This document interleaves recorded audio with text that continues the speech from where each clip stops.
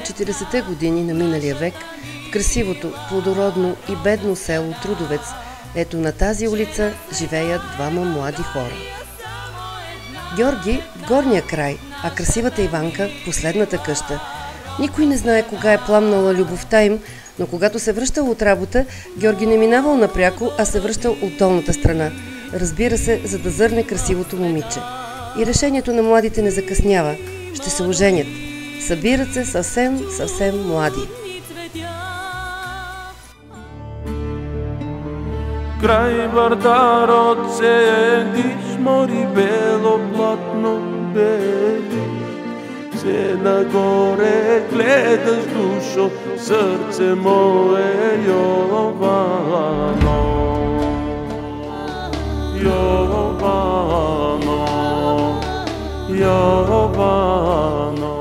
Обичат се много, правят планове, мечтаят и се ражда първородният им син. Детство мое, реално и вълшебно. Христо е малко обичано момченце. Кръстено е на дядо си. Носи неговата упоритост и последователност. Когато е на 6, Христо остава без баща. Природна стихия отнема живота на Георги. Малкото момченце остава без мъжка подкрепа до ден днешен. За него и малката му сестра се грижат бабите и майката. Вървях един след обед. Детството на Ицо е спокойно и то преминава в тази къща, а от родителите си се научава на трудолюбие.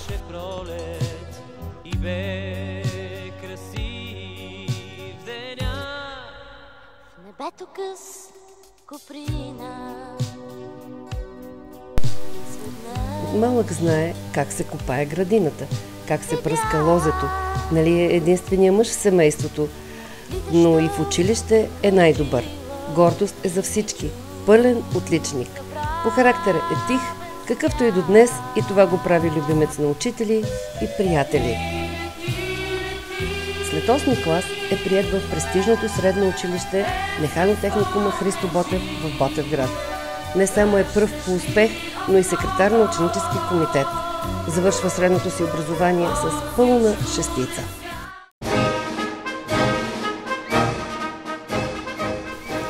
Две години от живота на Христо преминават в Карлово. Военният живот не е лесен, но пък колко качества изгражда.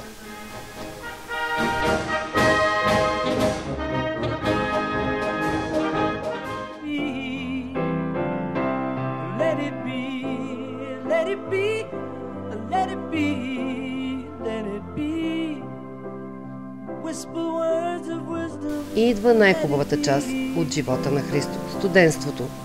Тук не само усвоява професия, но и става командир на бригадирския щаб. Това му открива нови хоризонти, пътува зад граница.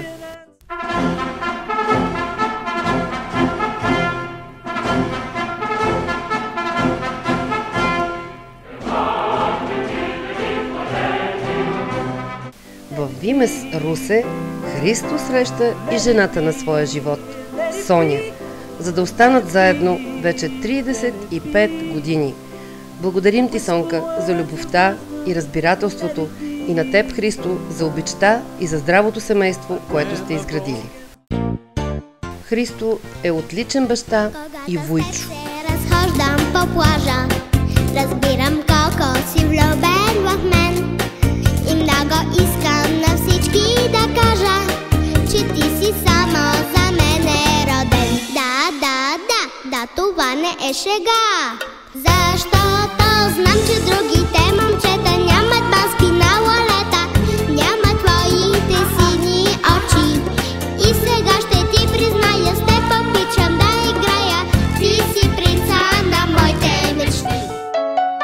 Първо се появява в живота им Иванка. После Галя, Валя и най-накрая и малката Хриси, която носи името на дядо си. А пияното голямо бърка и започва пак своите песен от начало. А учителят четливо е написал темпо виво. Из диез, из бемол, тя добре се справя вече, но педалите защо все са толкова далече? Мария, Мария. Скъпи Христо, нашият филм е кратък, защото ще го продължим на твоята 100 годишнина. Желаем ти здраве и много, ама много любов. Даряваме ти я ние, всички, които те обичаме искрено. Честит рожден ден! Честит юбилей, братле! Място и за своя ден. Знае си от край човека, че тогава е роден. И на този ден ще мине да го поздрави света. После в часовете сините близки ще се съберат и по броя на годините тихи свещи ще горят. Честит да бъде този ден, в който всеки е роден и е поел дъх с жажда. Честит да бъде този час, когато ти, когато аз, когато някой се ражда. Нали с децата ни светът се подновява всеки път, зато и е млад този свят. За приятелите наши нека вдигнем тежки чаши и отпием глътка вино. Нека зло да ни забрави, да сме живи, да сме здрави и живеем 100 години. Как годините минават, няма начин да ги спреш. И с всяка се прибавя в твоя празник нова свещ.